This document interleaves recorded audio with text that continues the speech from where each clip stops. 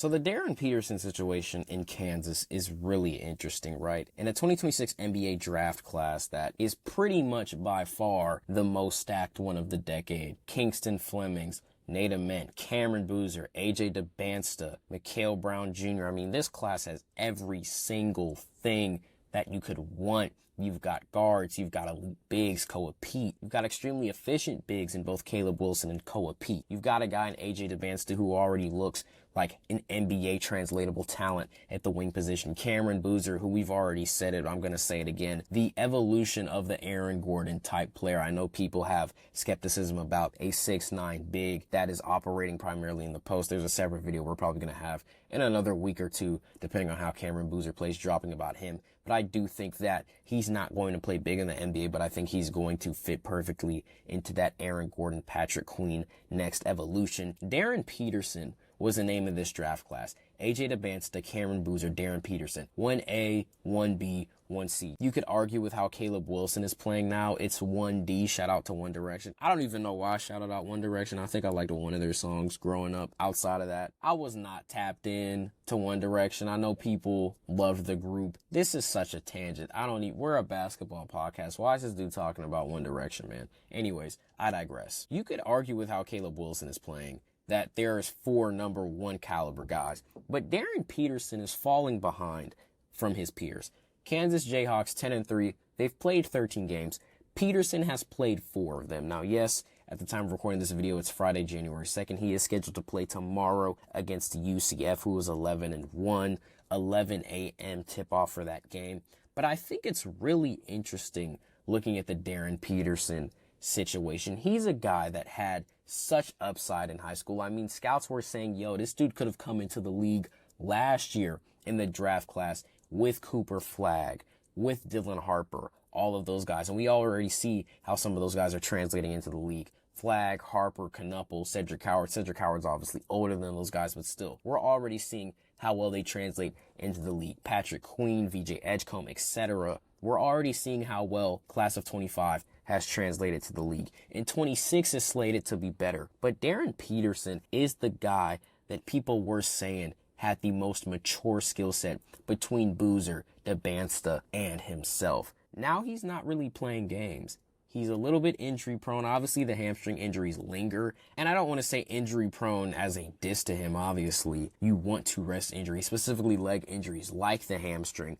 But he hasn't really given scouts a lot to look at. He's still averaging 19 a game, 3 rebounds, 2 assists, a steal, and almost a block a game. So 2.3 stocks approximately, 2.8 assists, 3.8 rebounds, 19.3 points on 26 minutes. He's shooting 52 from the floor, 42 from 3 on 6.5 attempts, which is great for college, and 76.9% approximately from the free throw line. I'm not saying the kid's not a hooper, but it is really interesting. What do you do about a guy who's not playing a lot of games in college? I mean, we've seen this time and time again with certain prospects. James Wiseman didn't have a lot of games in college. Obviously, that was COVID season as well. He had 3 games in college. Now he's a free agent. I'm not saying that as a knock to James Wiseman, but we have seen in the past when guys who don't get a lot of college playing time, how they pan out in the league. But there's also the flip side of it, right? Where a guy like a Shaedon Sharpe who played 0 games for Kentucky can still go top 10 in the draft class. Obviously, Shaedon Sharpe was probably the number 1 ranked prospect before not playing any games in that 21-22 NBA draft class.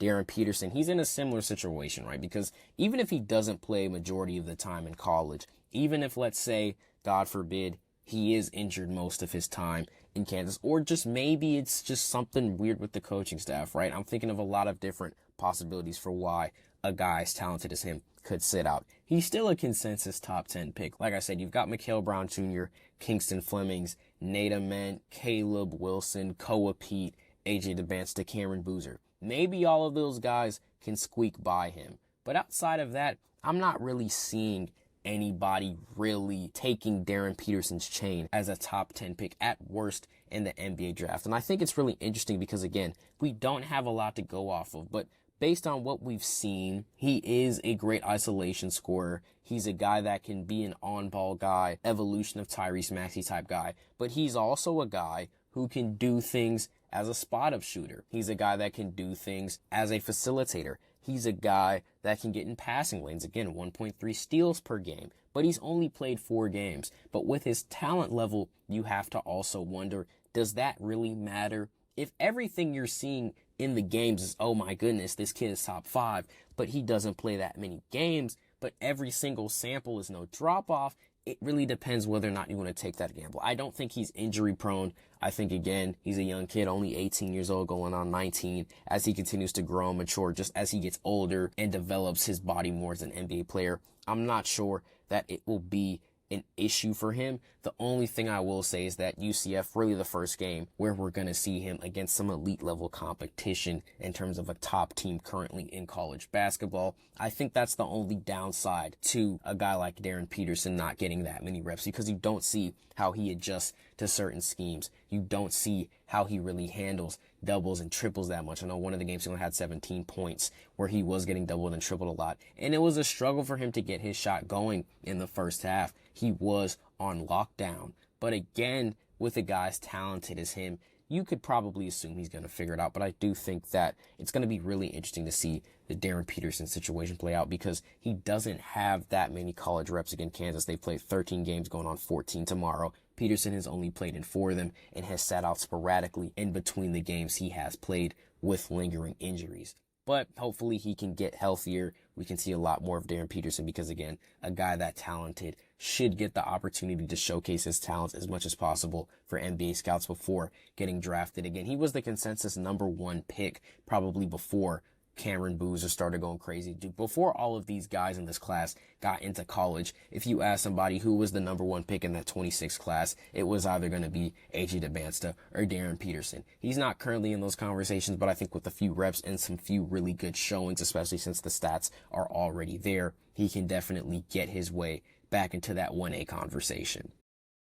With that being said, though, guys, that is going to do it for us today. Some college hoops on the channel. We're going to continue to cover college hoops, both men's and women's college basketball, as we get closer to March Madness 2026. Only a couple of months away. Again, as always, if you enjoyed the content, make sure to like, comment, share, and subscribe. Follow all the socials in the description, the TikTok, the Twitter, the Threads, the Instagram, the Spotify, and the YouTube. Make sure to click that notification button to get notified when BoxInOne drops content. And again, for the last time, make sure to like, comment, share, and subscribe if you enjoyed the video, and we will see you all in the next one.